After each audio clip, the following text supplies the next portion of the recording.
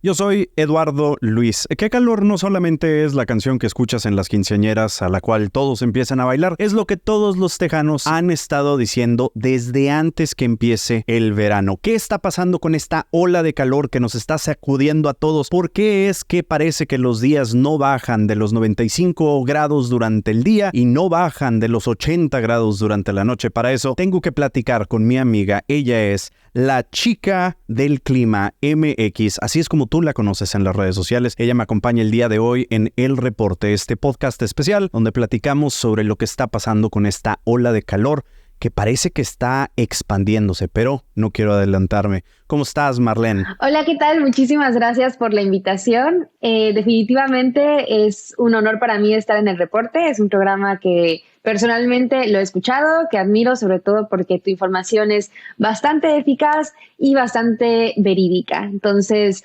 con gusto vamos a hablar acerca de esta ola de calor que a todos ya nos tiene bastante cansados, por no decir muchos otros adjetivos. Oye, cuéntame un poquito sobre esto porque creo que no es coincidencia. Mira, chequemos esto rápidamente. Ahorita, esta semana, la última semana del sexto mes del año de junio, aquí en Houston estamos a 97 grados, en el sur de Texas 97 grados, en San Antonio 99 grados, Austin 98. Dallas, ellos tienen ahorita advertencia de temperaturas muy altas porque ya llegaron a los 100 grados. ¿Qué es lo que está pasando con esta ola de calor? ¿De dónde viene? ¿Cuánto va a durar? Todavía nos faltan varios días para que esta ola de calor cese en la parte tanto norte de México como en el sur de Estados Unidos, bueno, parte ya de la parte media de Texas.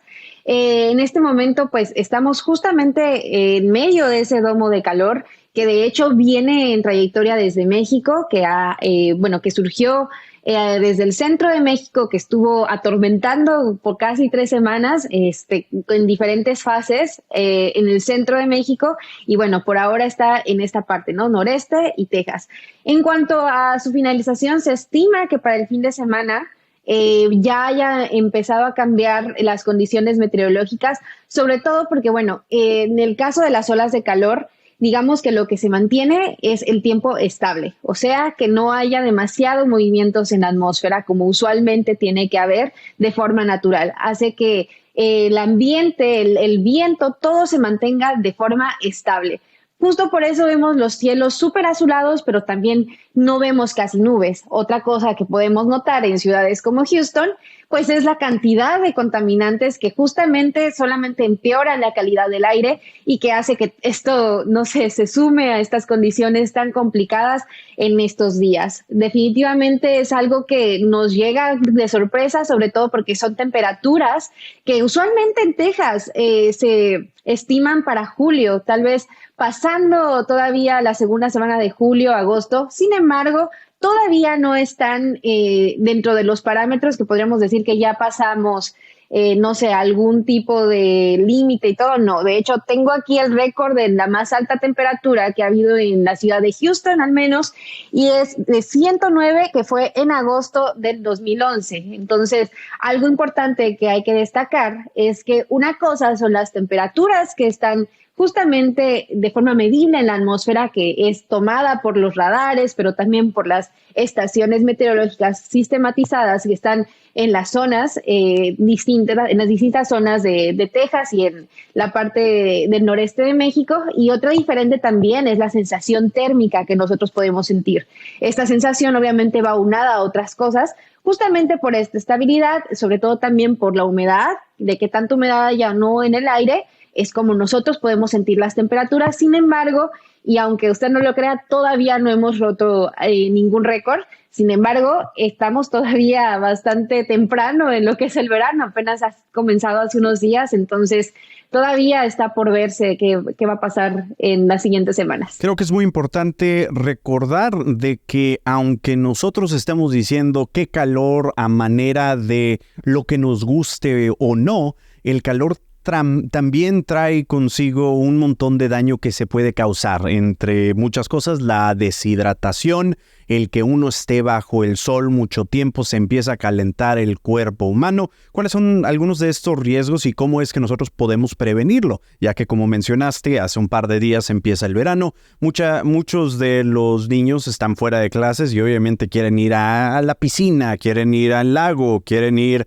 al hike. Entonces, ¿qué es lo que podemos hacer nosotros para asegurarnos de que no caigamos enfermos por este calor? Por supuesto. Bueno, además de que es algo a lo que estamos exponiendo todos, o sea, cada persona, cada ser vivo, incluso nuestras plantas, los animales, algo que también justamente hace poco hablé en mi plataforma de meteorología es acerca de la meteorosensibilidad. Algunas personas incluso son un poquito más susceptibles a tanto los cambios de temperatura como a posibles golpes de calor, deshidratación y también los daños que podrían generar los rayos UVB y UVA. Entonces, bueno, parte del golpe de calor es ocurrido porque nosotros no tenemos la capacidad de enfriarnos. ¿Qué sucede? Nosotros y en general cualquier tipo de sistema natural, incluyendo la atmósfera, se mantiene en un equilibrio térmico. Entonces, la razón por la que nosotros podemos sentir golpes de calor justamente es porque no alcanzamos este equilibrio térmico. Nuestro cuerpo tiene una forma en la que nosotros buscamos ese equilibrio a través del sudor. Entonces, un ejemplo también, ahí va como que relacionado con la sensación térmica. Por ejemplo, sobre todo en la ciudad de Houston, que siempre está súper húmedo. Bueno, este año se ha sentido menos que otros años, pero en esta ciudad el calor es todavía más bochornoso porque decimos, híjole, tenemos la temperatura altísima más la sensación de humedad. Justamente nuestro cuerpo tiene un mecanismo de que por medio del sudor y de la evaporación de ese sudor, nosotros podemos llegar a ese equilibrio térmico. Obviamente el sudor es parte de agua, por eso es tan importante pues mantenernos hidratados, tomar agua. No solamente bebidas como una cerveza o, no sé, una gaseosa, sino realmente agua, no solamente el azúcar, porque también todas esas cosas y todos esos factores de una u otra forma pues afectan, ¿no? Entonces, en esta forma en la que nosotros tratamos como de mediar el equilibrio, cuando, por ejemplo, tenemos mucha humedad en el ambiente, no podemos del todo como equilibrarnos. ¿Por qué? Porque al haber humedad fuera de nosotros y nosotros también expedir humedad, digamos que se mantiene esa humedad dentro de nosotros y por eso nos sentimos más abochornados. Entonces, la razón por la que es tan peligroso el golpe de calor es porque nuestro cuerpo, aún tratando de reaccionar, aún buscando el equilibrio por medio de ese sudor y evaporación, al no conseguirlo, entonces no podemos bajar nuestra temperatura corporal y por eso es peligroso. Sobre todo en el caso de los niños y también incluso de las embarazadas, es parte de las personas que se ven mucho más afectadas ante estas condiciones y obviamente deben tener muchísimo más cuidado, tanto ellos mismos como también las personas de su alrededor, cuidarlos. Habíamos platicado, bueno, tú acabas de mencionar algo muy importante de asegurarnos de que cuando nos estemos hidratando, que sea agua. Mucha gente dice, no, con este juguito, con esta cerveza. Ayúdame, sácame de la duda. ¿Acaso funcionan estas bebidas que tienen los famosos electrolitos para ayudarnos a recuperarnos de la deshidratación? ¿O eso es más cuando hay falta de energía? No, definitivamente ayudan. Lo que tienen los electrolitos son sales.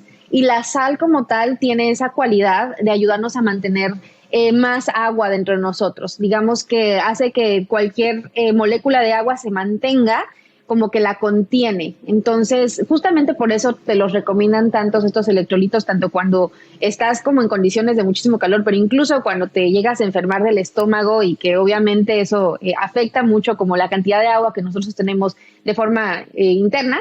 Es por eso que te recomiendan tanto estos electrolitos y que son una excelente vía para mantenerse hidratado. Pero como siempre menciono, siempre cuidando, ¿no? Como las porciones, ¿no? ¿Qué tanto estoy tomando incluso de los electrolitos? Porque si nos fijamos bien, también algunos, no todos, tienen muchísima azúcar. Entonces, también el azúcar genera esta sensación de querer como seguir o tomando agua o nos da sensación de querer comer. Entonces hay que tener mucho cuidado ahorita justamente con esas temperaturas, saber diferenciar qué es lo que sentimos. ¿Sentimos hambre o sentimos sed? Porque es algo que a veces tenemos una sensación de que nos pica la garganta y no la reconocemos. Pero justamente en esta temporada lo que es más probable que necesitemos es tomar más agua. En caso de incluso sentir hambre y decimos, ¿por qué siento hambre? Si acabo de comer, pero tal vez debo comer más. Tal vez lo que necesitas es tomar agua. Tu cuerpo te la está pidiendo. Se está reportando a través de la plataforma de Axios de que por lo menos 45 millones de personas a lo largo de 7 estados están bajo advertencia de calor extremo, así como Texas.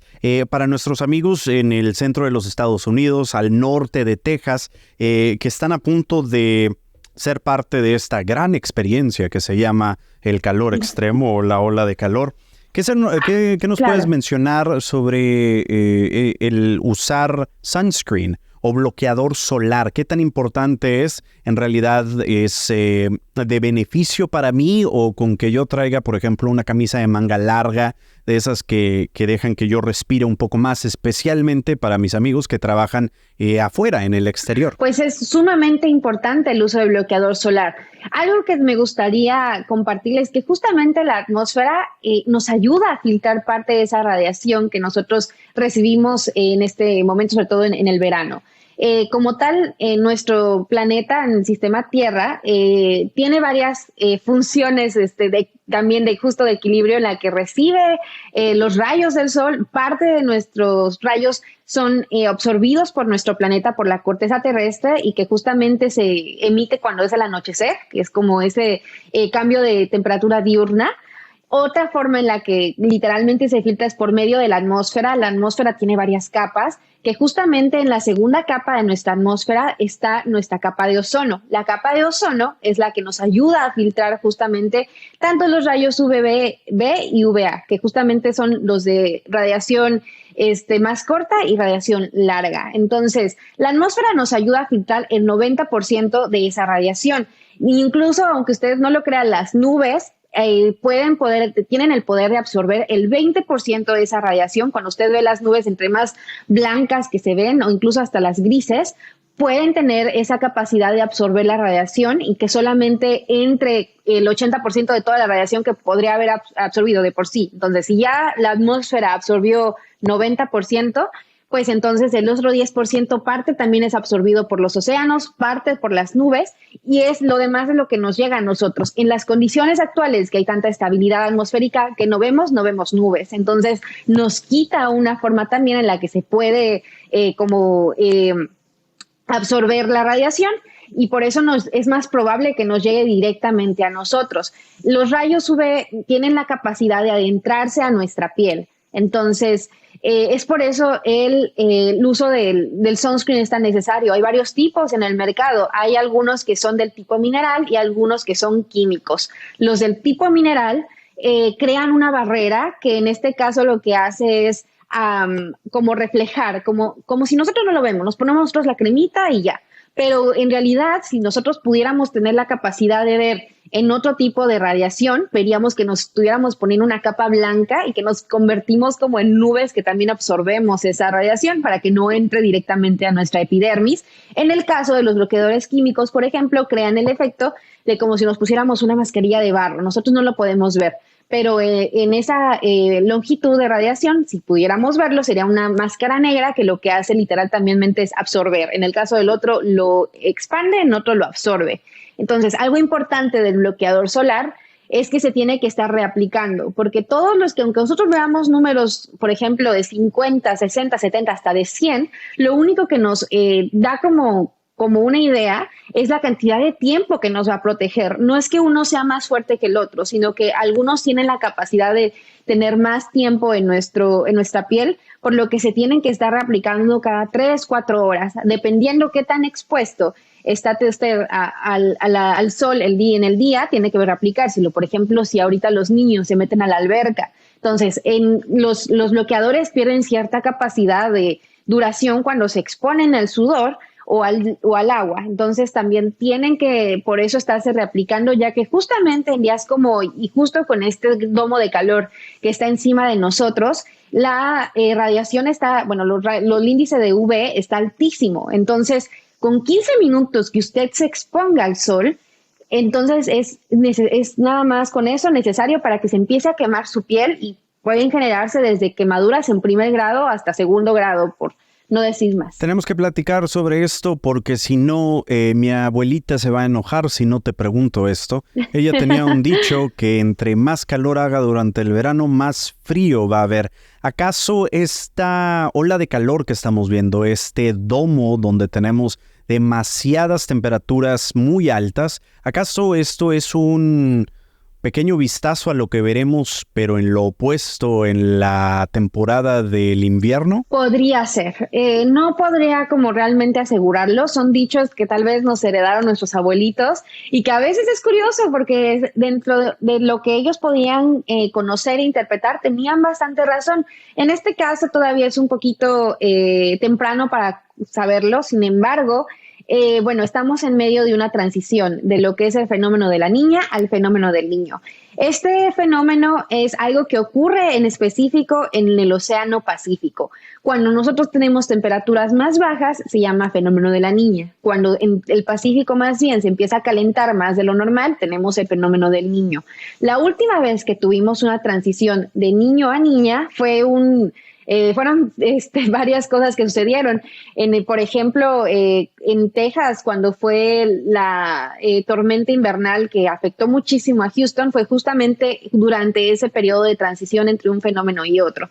Ahorita estamos, por lo contrario, estamos transicionando. Ahorita ya hay un 90% de probabilidad de que para finales de este mes, más bien de julio, se esté como tal desarrollando el fenómeno del niño como tal y que se quede no solamente un año, es posible que se quede entre un periodo de 2 a 5 años aproximadamente, podría ser más, como te digo, todavía es bastante temprano para saberlo, pero definitivamente en los periodos de transición entre un fenómeno y otro podría verse temperaturas más extremas de los dos lados, ¿no? Como tal, los fenómenos meteorológicos pues se desarrollen de esa forma. Te digo, es un poquito temprano porque hay que tener en cuenta dos cosas. Hay tipos de fenómenos que son meteorológicos y otros climáticos. Y es que nosotros pensaríamos, es que el clima es lo mismo. Y la realidad es que no.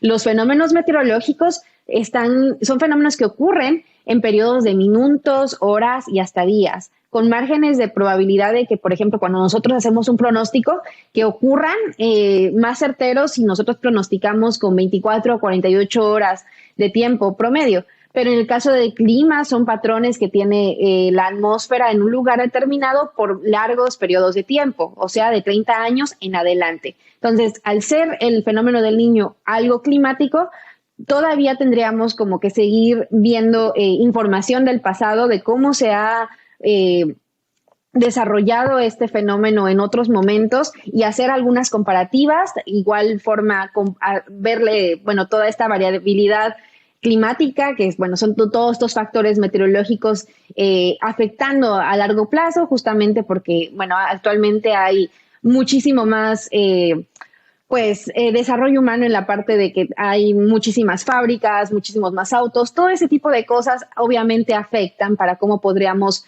ver desarrollado el clima en el futuro. Entonces, aunque es un poco pronto, podríamos decir que hay una gran probabilidad. Hablando sobre eso, tú lo mencionas, hay cierta gente que está diciendo de que este calor lo estamos viendo debido a este cambio climático.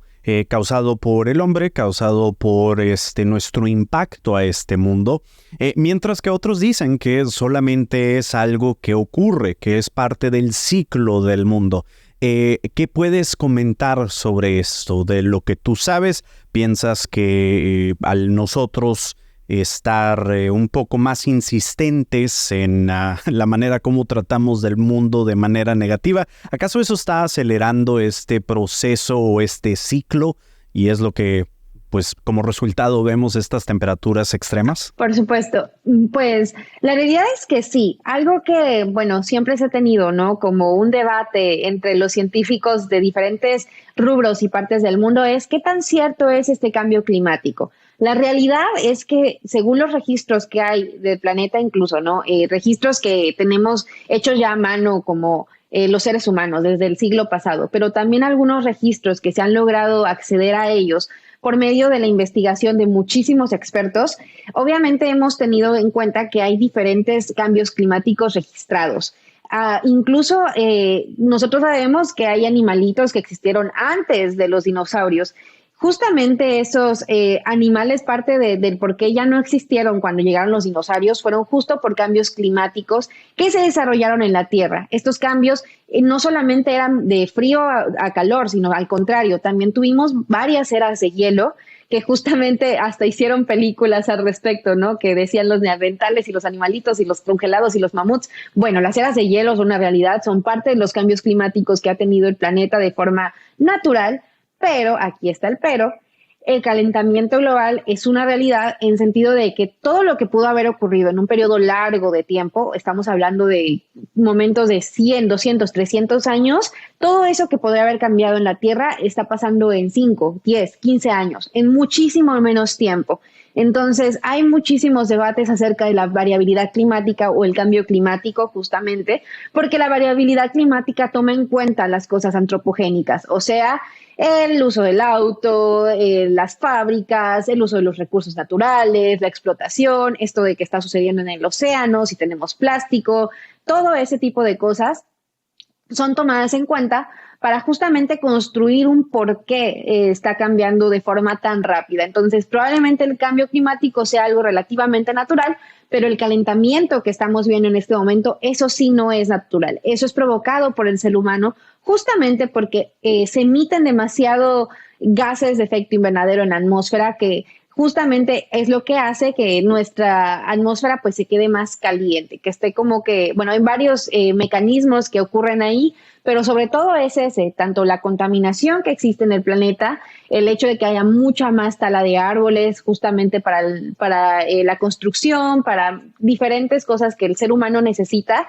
Obviamente ese tipo de cosas hacen una diferencia y hacen que algunas de las cosas que podrían regular la temperatura del planeta, pues no existan. Entonces, es justo lo que decía al principio. Todo está en un equilibrio. Nuestro propio cuerpo lo está, la atmósfera lo está, la Tierra lo está. Y si tú quitas algo dentro de ese equilibrio, entonces obviamente vas a tener un cambio, pues que se va a ver un poquito más extenuado, ¿no? Es un poquito más obvio y que, pues, por supuesto, vamos a ir viendo pues, ¿qué ocurre en el futuro? Porque, bueno, algo que no muchos han considerado es que esto es uno de los veranos más calientes de la historia, pero ¿qué pasa si yo les digo que es uno de los veranos más fríos que vamos a ver de ahora en adelante? Wow, eso sí es impactante. Espero que eso llegue un poquito antes de lo que nosotros esperemos para poder refrescarnos tantito más.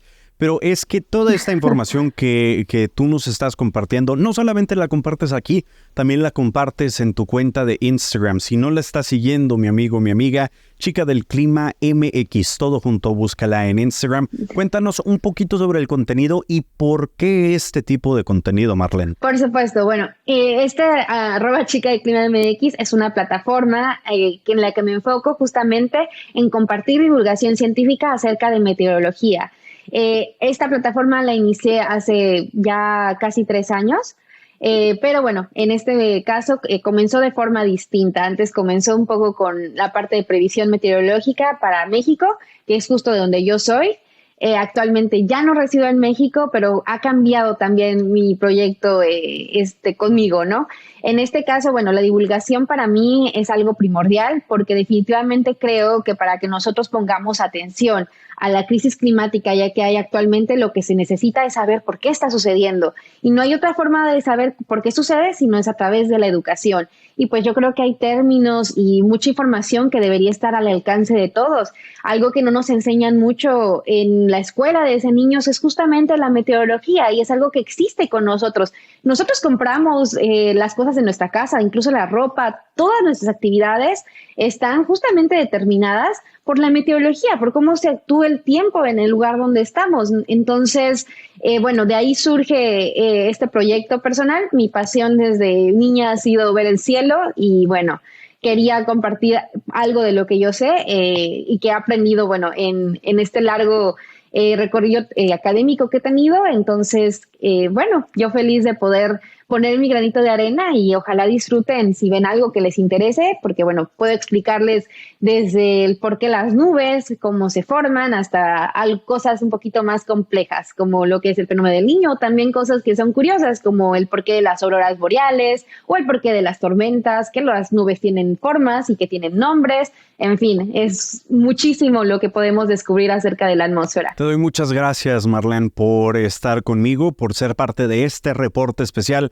sobre lo que es esta ola de calor, sobre lo que significa para nuestro presente, para lo que significa para nuestra salud y para lo que significa en los días próximos. Muchas gracias por acompañarnos. Al contrario, muchísimas gracias a ti por invitarme, ha sido un placer.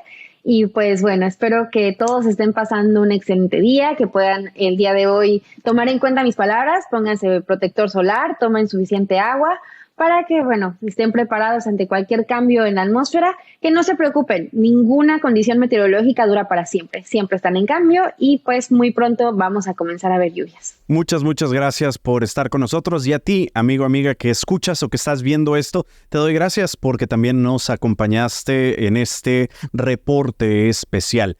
Recuerda de seguirme en todas las plataformas como Chuntillo. También puedes visitar chuntillo.com o encontrar el reporte todo junto en Instagram.